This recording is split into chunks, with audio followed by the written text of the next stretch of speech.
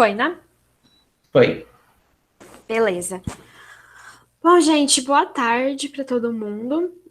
Hoje a gente vai continuar nossos estudos na botânica e hoje a gente vai ver com um pouco mais de detalhes a diversidade e evolução das plantas.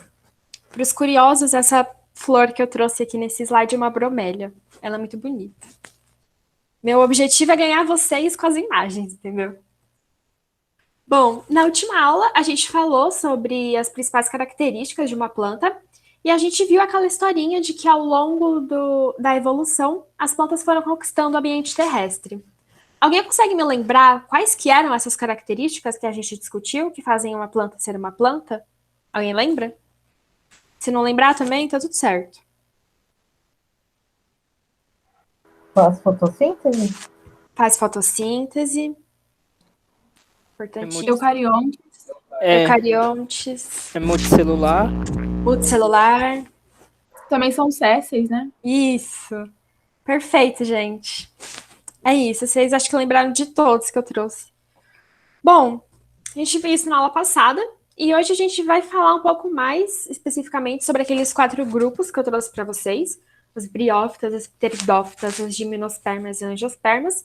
E a gente vai ver como que se deu essa adaptação ao ambiente terrestre. Porque até então eu contei essa história, mas eu ainda não falei como que o que surgiu nas plantas para que elas conseguissem ser adaptadas àquele ambiente.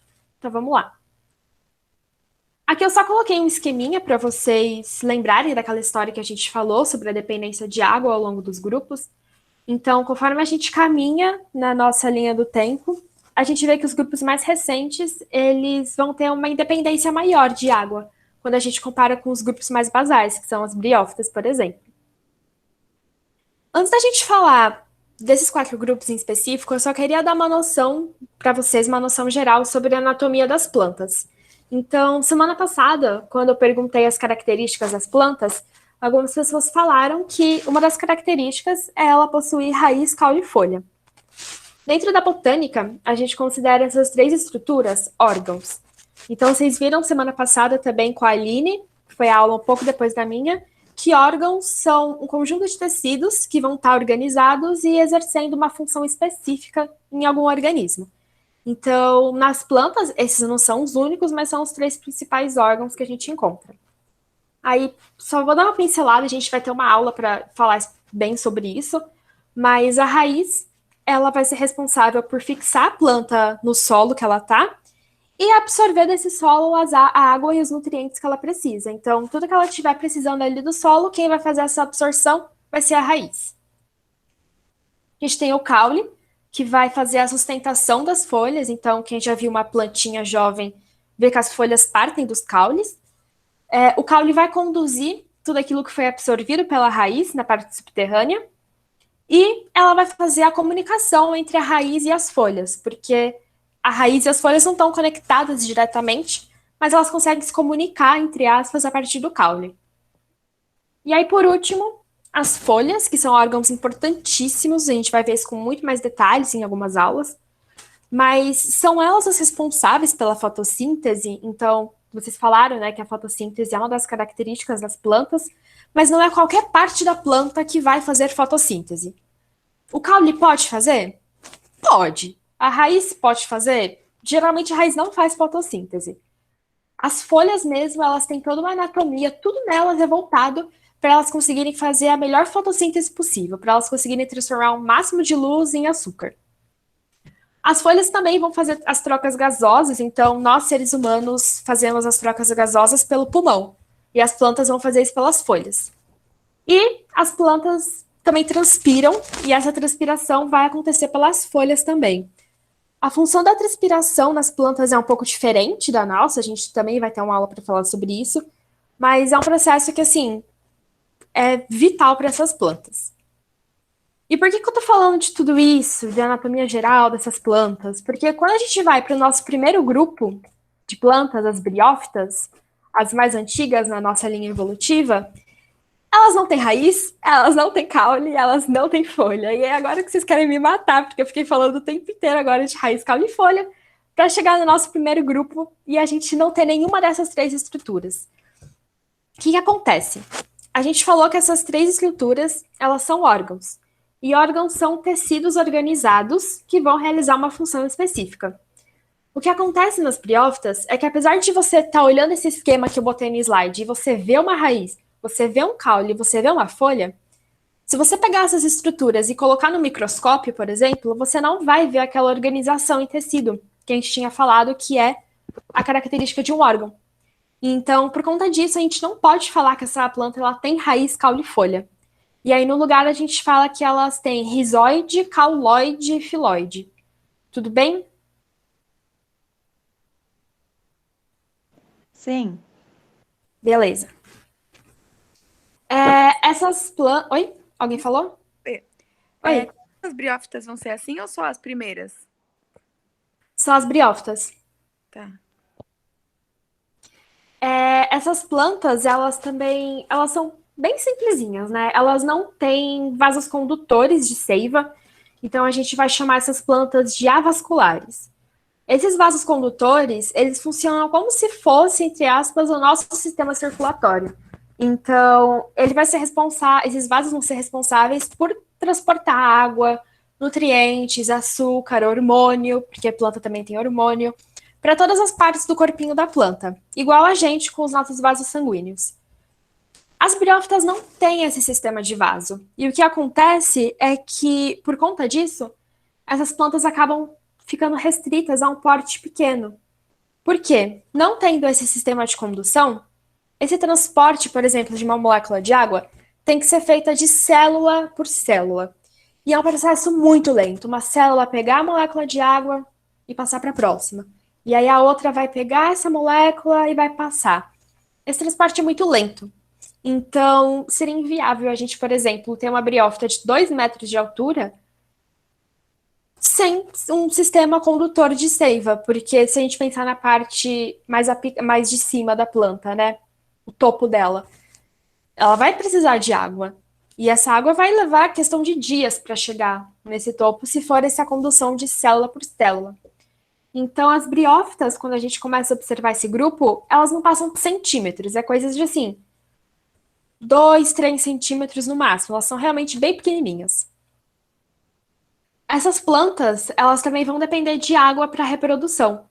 E a gente vai falar semana que vem sobre a reprodução das plantas, mas basicamente, o gameta masculino das briófitas vai precisar nadar pela água para encontrar o gameta feminino e ter fecundação.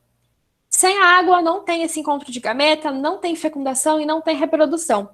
Por isso que essas plantas, elas também ficam restritas a locais úmidos. Então, tudo nelas faz com que elas não consigam habitar em locais que são muito secos. Então, por exemplo, a gente falou que elas não têm raiz verdadeira.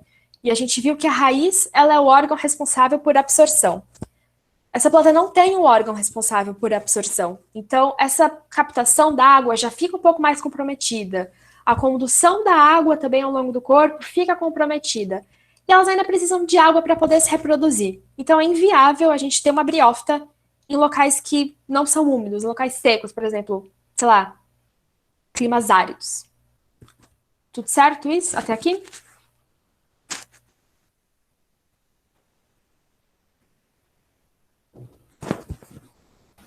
Sim, tudo certo. De boa. Beleza. Aqui eu trouxe alguns exemplos de briófitas, então, desde a aula passada, eu tô falando que o principal representante desse grupo são os musgos. Só que os musgos não são as únicas briófitas que existem, a gente tem outros 2 grupos dentro delas.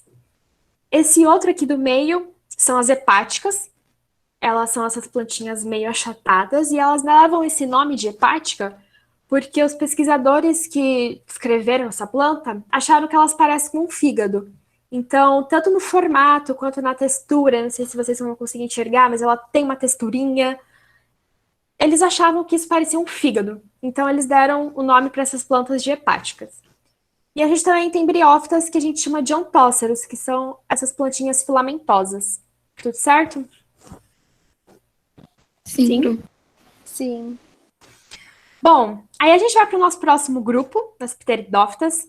Aqui elas já vão ter raiz, caule, folha verdadeiros, e elas já vão ter vasos condutores de seiva. Essas 2 características, daqui para frente, todos os grupos têm.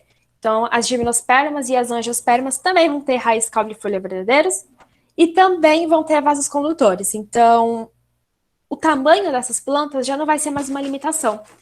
Tanto que, eu não sei se vocês já criaram samambaia ou já viram uma samambaia, ela consegue ser bem grandinha. Então, isso já não é mais uma limitação, o tamanho. Nessas plantas, a gente encontra uma coisinha um pouco diferente, que é o caule dela. É um caule um pouco esquisito. Ele não é aquele caule na vertical que está na parte que a gente vê da planta, né, na parte aérea. Ele é um caule que fica enterrado na terra, ele é subterrâneo e ele é horizontal a esse solo. E aí, só por causa disso, a gente dá o nome para ele de rizoma. Na biologia, assim, alguma coisa é um pouquinho diferente, opa, a gente vai dar um nome diferente. Mas vocês não precisam se preocupar com isso. Eu só coloquei para caso vocês vejam alguma vez aí na vida, em algum lugar. Essas plantas ainda vão depender de água para a reprodução, então é a mesma história que a gente viu com as briófitas. O gameta masculino vai precisar nadar através da água até o gameta feminino. Então, apesar de elas já terem esses órgãos verdadeiros e elas terem esses vasos condutores, elas ainda ficam restritas a locais de alta umidade e, de preferência, locais sombreados. Para quem já criou samambaia, sabe que é uma planta um pouquinho chata. Ela não pode receber sol direto, não pode receber muito vento. O ambiente sempre tem que estar úmido. Ano passado eu tentei criar uma pteridófita um pouco diferente aqui em casa e não deu certo, gente. O clima aqui do Butantã matou minha plantinha. Eu borrifava água nela todo dia, mas não dava, não teve jeito. Ela morreu de secura. Então, para quem já criou alguma planta desse tipo, sabe que elas são bem chatinhas com a água. Como exemplo desses grupos, eu trouxe a samambaia, que a gente já está falando dela há um bom tempo, e uma planta que eu não sabia que era uma pteridófita até eu montar a aula, que são as avencas.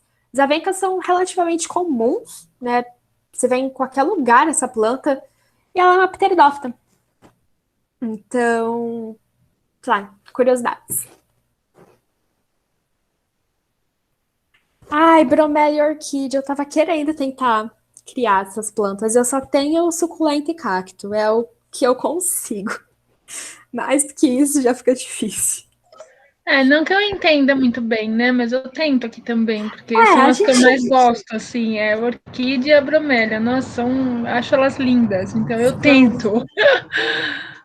Mas São não lindas sei bem mesmo. especificamente, assim, eu acho que uma ela é bem diferente da outra, né? Uma gosta de muita Uhum. água, a outra já não gosta de muita, uma gosta de sol, a outra não gosta. É. Então tem que tomar um pouco cuidado com isso, mas não tenho muito conhecimento ainda, não. Ainda quero conhecer mais, porque eu acho lindo, lindo. Uhum.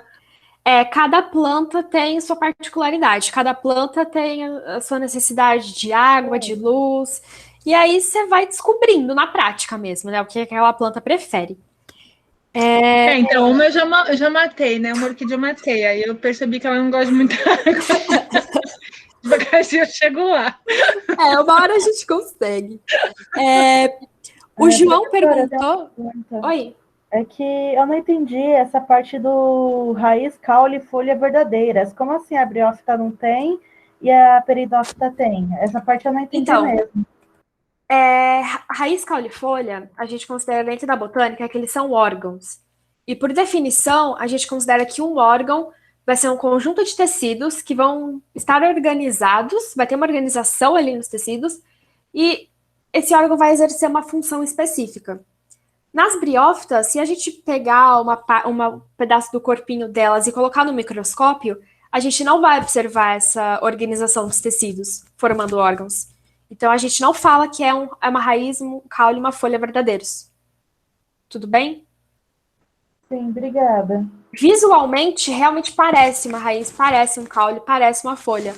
Só que a gente não considera que elas são de fato raízes, caules e folhas, porque não tem essa organização dos tecidos. Tá bom? Parece que tem gente querendo entrar e não está conseguindo. É porque não fui eu que criei a sala, então eu não tenho como. Alissa, você tá por aí? Tô sim, mas não chegou nenhuma solicitação para mim. Eles estão falando lá no grupo que não estão conseguindo entrar. Estão esperando para ser aceitos. Eles devem estar entrando na sala errada. Eles estão entrando na sala errada. Pera aí, mandei o link certo, vê se vai, pera aí. Beleza. Qualquer coisa eu tento falar com o coordenador do dia, que era a Clara, né? Mas ela saiu. Ela tem Será que era aula. a Clara que tava aceitando? Mas, ó, entrou mais uma pessoa, então. Eu acho que agora eles estão conseguindo entrar. Agora eu mandei o link certo agora. É isso. Pode continuar aí, amiga, que eu vejo essa questão aqui. Tá bom, então. Vamos continuar.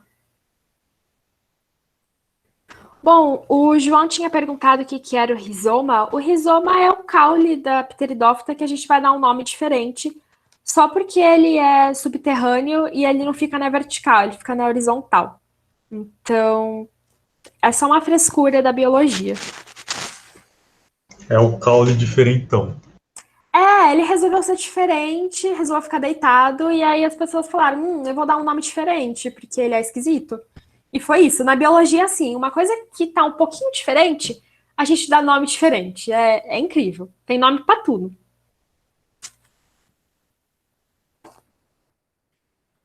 Bom, gente, eu queria saber como que tá isso do pessoal tá entrando na sala, porque eu vi que foi a Aline que tinha entrado. Eu não queria continuar o conteúdo sem tá todo mundo. Eu tô vendo aqui com a coordenação. Tá bom.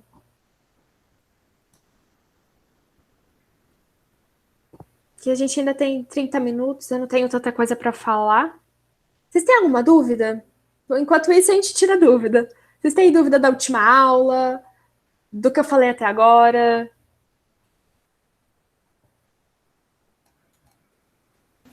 Nenhuma, Pro.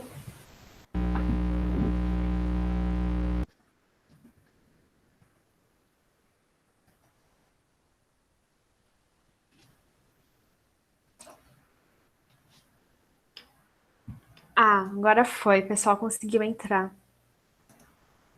Tá entrando bastante gente. Tá isso, pode continuar. Tá, beleza. Vamos continuar, então.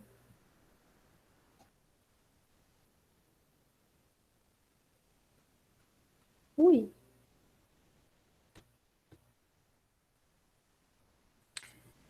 Bom, gente, para quem estava tentando entrar agora na aula e não conseguiu, a gente está falando sobre as características gerais daqueles 4 grupos de plantas que eu trouxe na última aula.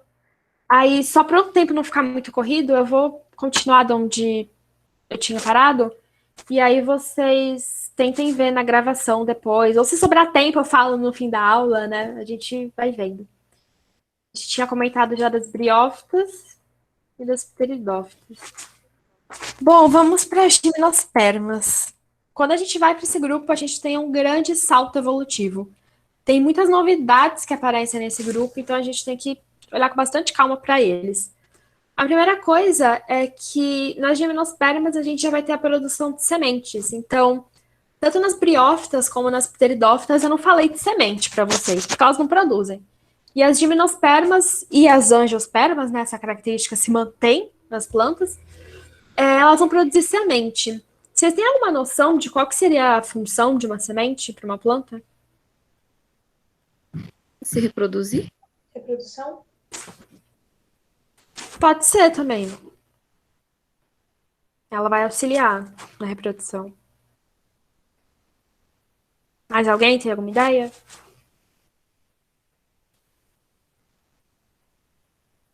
Pode falar o que vier na cabeça, gente.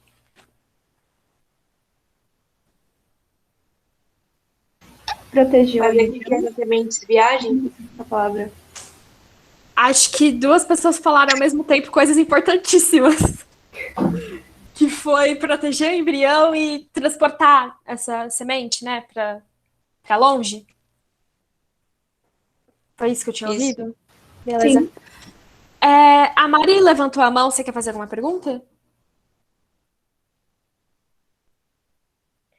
Professora, Oi. deixa eu te falar, eu não sei se, assim, não sei se você sabe, mas é que o pessoal do grupo não tá conseguindo entrar na aula. E aí tem bastante gente que não tá aqui. Aí não sei se eles conseguiram entrar. Eu mandei esse link que eu entrei, eu pedi pro coordenador do curso e ele me enviou. Eu enviei no grupo. Aí, caso de pouca pessoa, é porque eles não estão conseguindo entrar. Sim, então, me avisaram isso. A gente tentou ver com o coordenador do dia, porque a coordenadora da sala é a Clara, se eu não me engano, e ela teve que sair.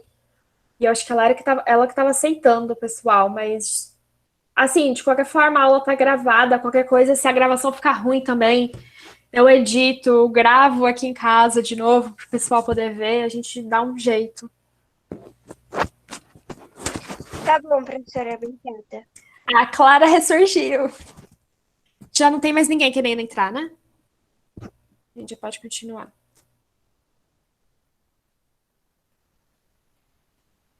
Bom, vocês falaram coisas importantes das sementes, então. A semente, o que ela é? Ela é uma estrutura que vai proteger o embrião. Então, quando a gente tem a fecundação do gameta masculino e gameta feminino, a gente vai ter essa produção de um embrião. O que acontece é que nas gimnospermas e nas angiospermas, a gente vai ter esse surgimento de uma estrutura protetora desse embrião. Essa estrutura ela não vai só proteger o embrião contra algum impacto físico, contra desidratação, qualquer coisa do ambiente, mas também vai servir como uma reserva de nutrientes para aquele embrião. Enquanto ele não germina em algum solo, aquela reserva vai alimentando aquele embrião. Outra coisa muito importante que aparece nesse grupo é que agora as estruturas reprodutoras, elas são aparentes. Então, eu não falei de estrutura reprodutora para vocês nos outros dois grupos, porque elas são muito pequenininhas, a gente não consegue ver a olho nu, a gente precisa de um microscópio muito legal para poder ver. Agora, nas gimnospermas e nas angiospermas, as estruturas reprodutoras vão ficar bem aparentes, a gente claramente consegue ver. No caso das gimnospermas, são as pinhas. Então, eu não sei se vocês já pegaram uma pinha na mão, mas eu sei se vocês pegaram uma estrutura reprodutora de plantas. Ela é muito bonitinha.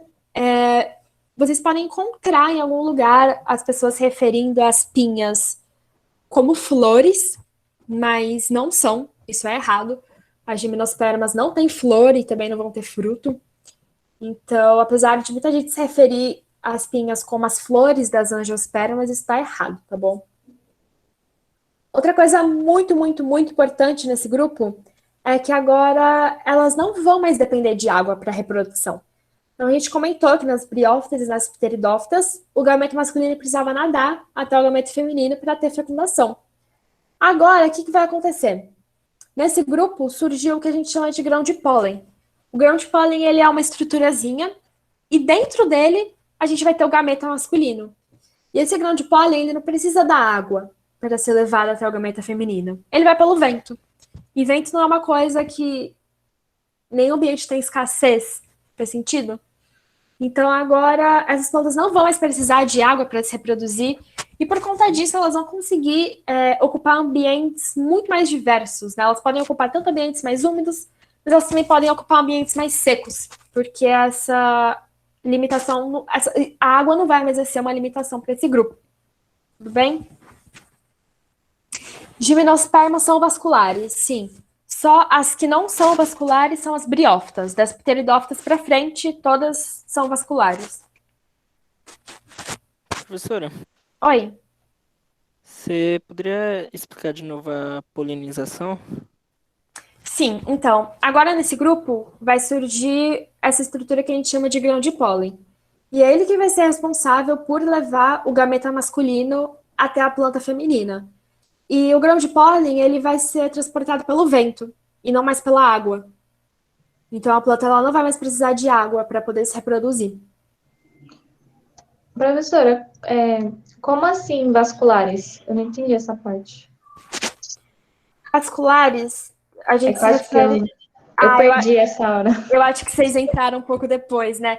Então, a gente tem a gente pode dividir as plantas em dois grupos, as avasculares e as vasculares. Basicamente, é assim, as vasculares vão ter vasos condutores de seiva. É como se fosse o nosso sistema circulatório com vasos sanguíneos, artéria, veia. As plantas elas vão ter uma coisa meio parecida ali, que são esses vasos condutores. As briófitas não têm esses vasos condutores, então elas são muito limitadas no tamanho delas, porque o transporte tem que ser de célula a célula. Isso é muito lento. Então é inviável a gente ter uma briófita grandona, assim, por conta delas serem avasculares. Aí das pteridófitas para frente, todas já vão ter vasos condutores e vão ser felizes. Tudo bem? Tudo, obrigada. Imagina. Tudo certo com as gimnospermas? Se alguém não entendeu algum termo porque chegou atrasado, a gente volta. Não tem problema, não.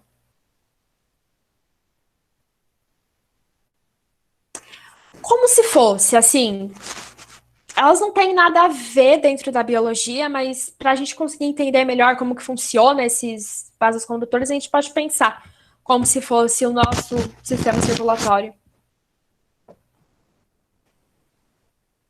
A função vai ser a mesma, né, de transportar coisas.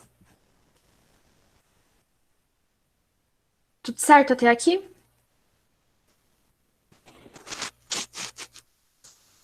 Nos vasos condutores, então, vamos lá.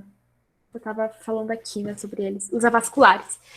Essas plantas, as plantas avasculares, né, que são só as briófitas, elas não vão ter vasos condutores para conduzir a seiva. E como que vai ser feito esse transporte de água, nutriente, o que ela precisar transportar ao longo do corpo dela? Esse transporte vai ser feito de célula por célula. Então a gente falou na última aula que as plantas são multicelulares, elas têm muitas células. E aí pensa, se a gente tivesse que transportar uma molécula de água de célula em célula até chegar na célula que precisa daquela molécula de água. Isso é um processo muito lento. E por conta disso, a gente acaba não conseguindo ter briófitas muito grandes. Porque se a gente pensar numa briófita muito gigantesca e a gente pensar no topo dela, a água levaria dias para chegar até lá. E aí aquela parte da planta já teria morrido. Então, essas plantas que são avasculares, elas têm um porte muito reduzido por conta dessa ausência de um sistema que vai conduzir nutriente, água, açúcar. Tudo bem?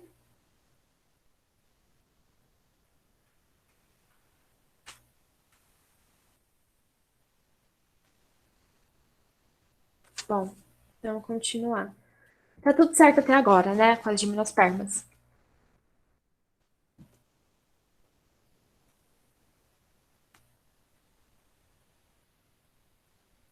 Até aqui tudo certo. Beleza. Então vamos ver os exemplos que eu trouxe dessas plantas. A gente tem os pinheiros, que são as árvores de Natal. Opa, ai, eu não acredito que eu dei spoiler. Que são as árvores de Natal. Então, na época de Natal, as árvores que a gente usa, assim, que a gente vê por aí, são pinheiros. E, inclusive, as pinhas são muito utilizadas na época natalina para decoração. Outro exemplo de gimnospermas são as araucárias, que são plantas nativas da América. Então, vamos valorizar as araucárias, por favor. Elas são muito bonitas também. E elas são daqui, né? A gente tem que valorizar a nossa flora.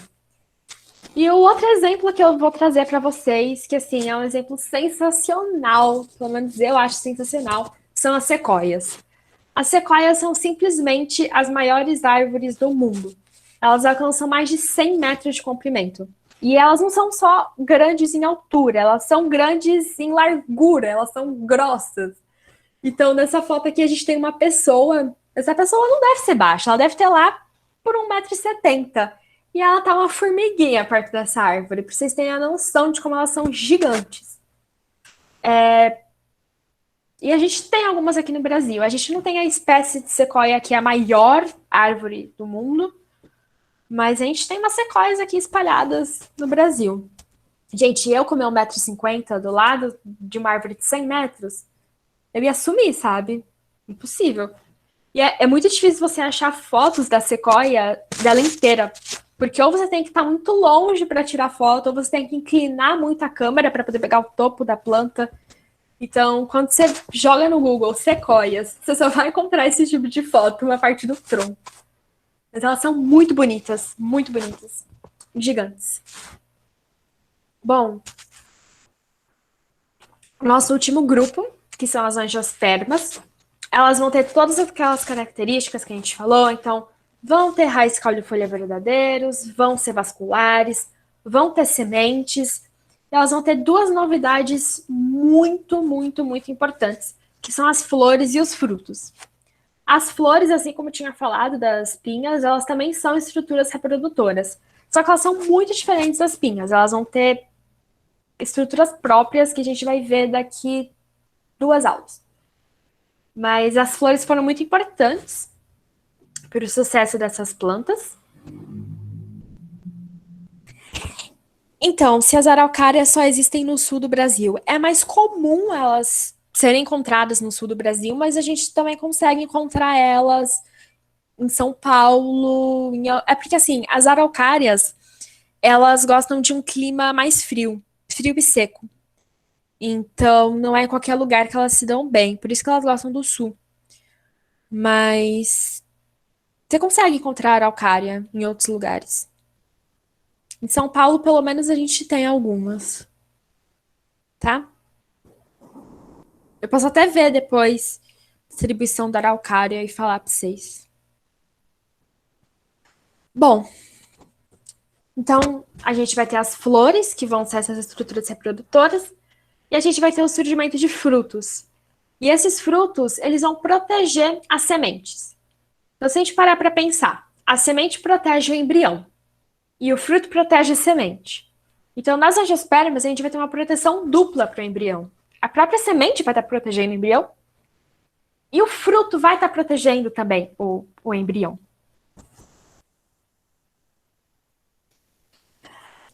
Então, eu acho que não necessariamente quanto maior o fruto, porque tem vários fatores que podem influenciar. Se o fruto é muito mole, se ele é um fruto mais duro, a gente vai ver daqui 2 aulas exemplos de alguns tipos de frutos que são frutos secos, que eles protegem bastante contra impacto. Então, eu acho que a gente não pode fazer essa correlação.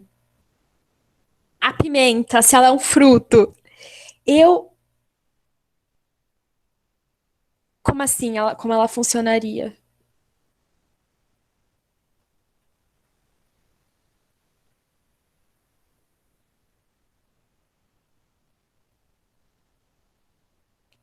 Elas são angiospermas. São angiospermas. A maioria das plantas que vocês pensarem provavelmente são angiospermas. Apesar de que vocês nunca tenham visto a flor e o fruto da grama que tem na rua da nossa casa. Gramas são angiospermas também. Elas são um grupo, assim, muito bizarro, muito diverso. Mas as pimentas são angiospermas, sim. Eu só não vou lembrar se as pimentas são o fruto dessa planta. Mas, se eu não me engano, as pimentas são o fruto. Se a gente começar a falar de fruto, vocês vão pirar, porque é uma coisa de louco. Cada coisa que... então, grama não é briófita. É um frutinho muito pequenininho que a grama dá, a gente nem vê. Mas gramas são angiospermas.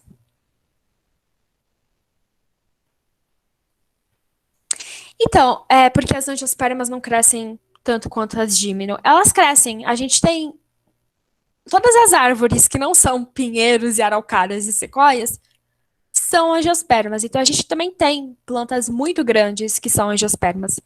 Mas a gente também tem angiospermas muito pequenininhas. A definição de embrião. Eu acho que vocês vão ver ainda essa semana ou semana que vem isso direitinho, mas o embrião é quando a gente vai ter a fecundação do gameta masculino e do gameta feminino, e aí a gente vai ter um zigoto. E esse zigoto vai se desenvolver até uma fase que a gente considera embrião.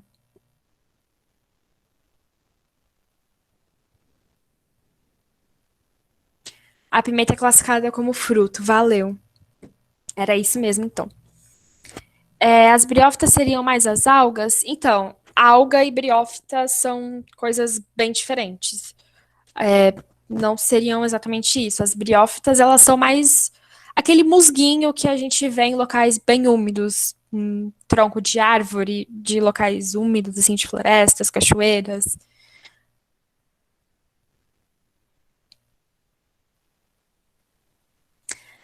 A reprodução das anjos começa com a polinização, sim. A gente vai ter uma aula só para falar de reprodução de angiosperma, que é um negócio complicado, cabuloso. Mas sim, é isso mesmo. Bom, aproveitando que a gente já está falando de polinização, a polinização ela também vai estar presente nos grupos das angiospermas, só que vai ser uma polinização diferente, porque no grupo das gimnospermas, essa polinização era feita pelo vento. Então, o vento batia ali na árvore, na pinha masculina, e esse grão de pólen ia parar na planta feminina. Só que nas angiospermas, essa polinização ela é feita por animais. Então, as flores, elas acabam tendo estruturas muito atrativas para abelhas, beija-flor. E aí esses animais vão lá, vão acabar pegando o néctar, por exemplo, que aquela flor oferece. E esses animais, indiretamente, vão acabar transportando o grão de pólen para outras plantas. Então, essa polinização por animais é importantíssima. E os animais, eles também vão ter uma participação na dispersão das sementes desses frutos. Porque, vocês já viram, passarinho adora comer fruto de árvore. E aí, uma hora, eventualmente, ele vai acabar engolindo uma semente, é natural. E essa semente vai ter que sair de alguma maneira. Então, aquele pássaro vai engolir aquela semente, vai voar para longe, às vezes quilômetros de distância, às vezes continentes de distância. E uma hora ele vai ter que defecar e aquela semente vai cair em algum lugar e uma nova planta vai germinar. Então, essa dispersão que a gente tem das angiospermas ao longo do mundo foi basicamente graças a essa interação dessas plantas com os animais, tanto pela polinização quanto pela dispersão das sementes. As angiospermas, a gente encontra elas basicamente em qualquer ecossistema que a gente pensar. Então, se a gente pensar numa floresta, pensar em grama, grama a gente tem em todo lugar. Em clima árido, por exemplo, os cactos são angiospermas. Vitória régia, que está no ambiente aquático, são angiospermas. Então, a gente vai ter uma diversidade muito grande, não só de formas, né, de anatomias, de cores, mas também em relação aos locais que elas ocupam. Para demonstrar isso melhor, eu trouxe 3 exemplos que são muito diferentes entre si e a gente às vezes nem para pensar, né? Essa aqui é a flor do maracujá. É uma flor muito bonita, ela é muito diferente, por isso que eu quis trazer para vocês. Ela é linda, maravilhosa. E, assim, os insetos olham para isso e veem o paraíso, porque para eles esse padrão de coloração, as estruturas, tudo no geral, acaba atraindo muito os insetos para ela. Outro exemplo de angiosperma, que eu já tinha comentado, são os cactos. Essas coisinhas laranjas, meio vermelhas, que vocês estão vendo nesses cactos, são os frutos já. Eu até posso colocar depois no Google Classroom a flor desse cacto que eu tenho aqui em casa. E aí ela deu flor um dia. Não deu fruto porque não polinizou, mas vida que segue. E o trigo também é uma angiosperma. Trigo, cevada, aveia, arroz, todos esses cereais e grãos que a gente conhece também são angiospermas. Olha, se pode comer o fruto do cacto, eu não sei. Na dúvida, não come. Essa é a lei da biologia. Na dúvida, não encosta, na dúvida, não come, na dúvida, não pega na mão. Porque às vezes o fruto de uma espécie pode ser totalmente boa para o nosso organismo e às vezes pode ter uma espécie que é muito parecida com essa outra e o fruto dela vai ser venenoso. Então, se você não tem certeza de qual é a espécie que você está vendo, toma cuidado, tá bom?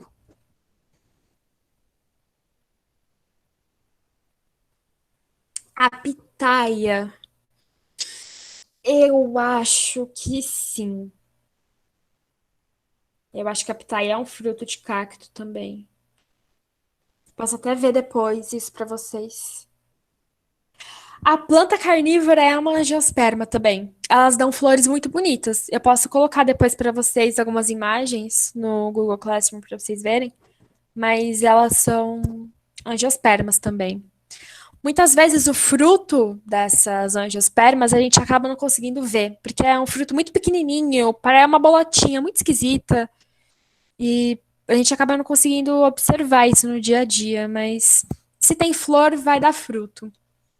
E a maioria das plantas que a gente conhece são angiospermas. Beleza? Aí a gente tem 4 minutinhos, eu vou correr aqui. Eu só queria fazer um exercíciozinho com vocês. O nosso temido cladograma está de volta. Eu sei que ele é muito confuso e a gente conversou bastante sobre ele na aula passada. E eu queria dar uma incrementada um pouco nele. E eu queria ver se vocês conseguem acompanhar isso. Todo mundo está mais ou menos familiarizado em como ler um cladograma, onde a gente tem a raiz, esses terminais, que são cada grupo, os ancestrais em comum de cada um, beleza. Então tá. O que eu queria fazer? Eu queria colocar algumas características que a gente comentou durante essa aula nesse cladograma. Vocês estão vendo meu mouse, né? Beleza. Se eu quiser, por exemplo, colocar uma característica aqui, onde eu estou indicando.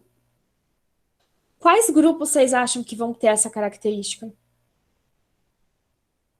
Se eu indicar que a partir daqui a gente tem característica X.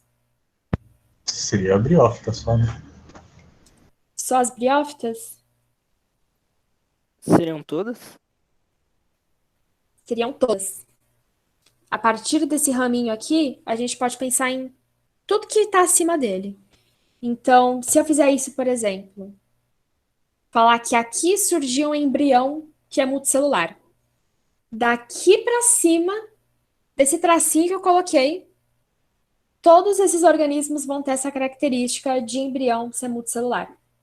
Tá tudo certo? Vocês conseguem ter essa noção, mais ou menos? Não é uma coisa muito fácil da gente conseguir entender.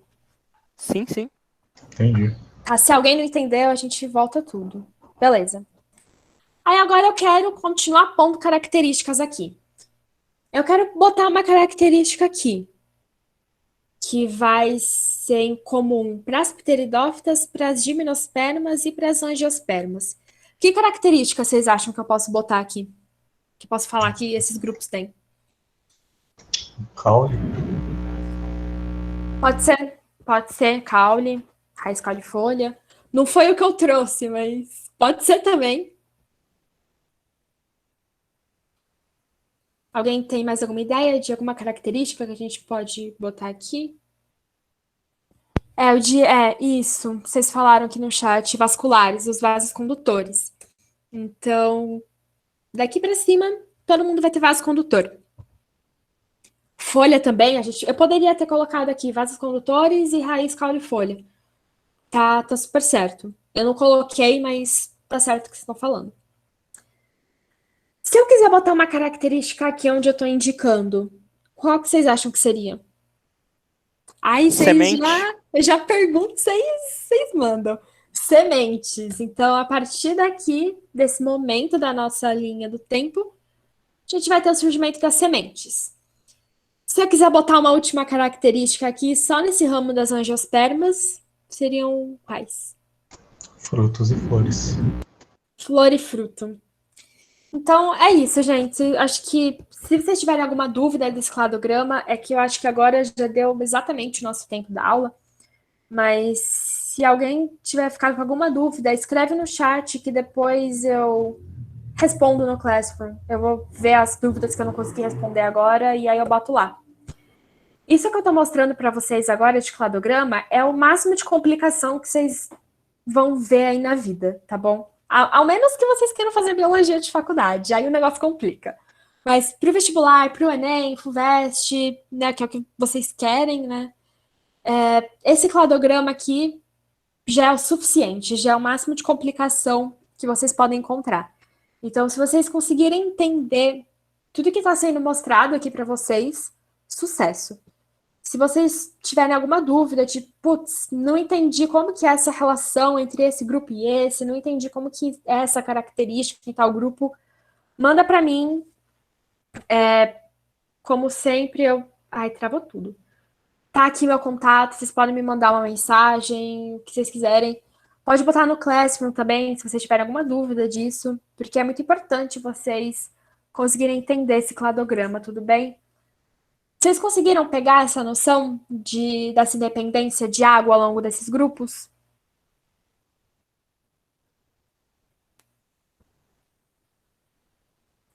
Então, as plantas não fazem essa evolução. O que acontece? Elas não sabem que elas têm que evoluir. Vamos supor que eu tenho uma população de algas. Vamos lá para o começo da nossa história. Eu tenho uma população de algas. Em uma dessas gerações, por alguma mutação, por algum acaso ali da natureza, nasceu um filho que tem tecido verdadeiro. Tem um embrião multicelular. Ele já se diferenciou. Se esse filho que nasceu meio diferente continuar tendo filhos com essa mesma característica, eventualmente ele pode dar origem a uma nova linhagem, que foi o que aconteceu. Então, uma parte dessa população de algas nasceu meio esquisita ali, com umas características diferentes, por um acaso, por uma mutação, por seja lá o que for, e aí aconteceu. Aconteceu que as plantas surgiram. Não foi que eles pensaram para fazer isso, né? As algas pensaram, eu vou virar planta hoje. Uma coisa que acontece naturalmente. A mesma coisa foi acontecendo ao longo da evolução das plantas. Então, algum dia, nasceu uma semente. Foi uma mutação ali. Aconteceu alguma coisa no DNA daquela planta que fez ela produzir uma semente. Foi vantajoso para aquela planta. Apesar de ser uma mutação, foi vantajoso ela ter produzido aquela semente. Então, ela vai acabar deixando descendentes, que vão deixar descendentes, e aí vamos gerar toda uma outra linhagem de plantas. Às vezes, pode acontecer de surgir uma característica na natureza esquisita também, que não é vantajosa. E aí esse grupo não vai para frente. Mas é mais ou menos essa ideia da evolução. Dá para entender? Seleção natural. Seleção natural. Exatamente. As coisas aparecem ao acaso. Darwin, gente. É isso aí. Obrigada, prof. Bom. Pode parar.